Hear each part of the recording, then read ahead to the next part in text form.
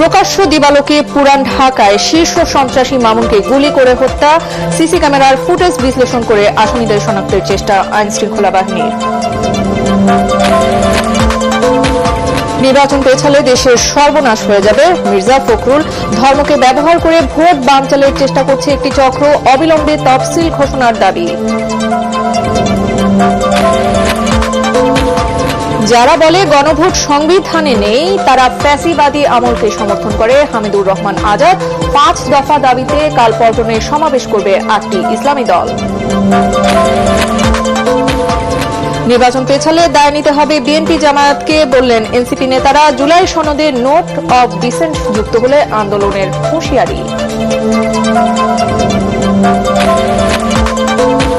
গণভোট নিয়ে দ্রুত সিদ্ধান্ত নেবে সরকার, রেজানা হাসান। কার্যক্রম নিষিদ্ধ আওয়ামী লীগের কর্মসূচি কঠোরভাবে দমনের হুঁশিয়ারি প্রেস সচিবের।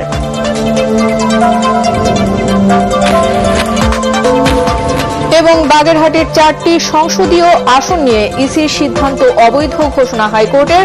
গাজীপুরের 5টি সংসদীয় আসন বহাল রাখার নির্দেশনা।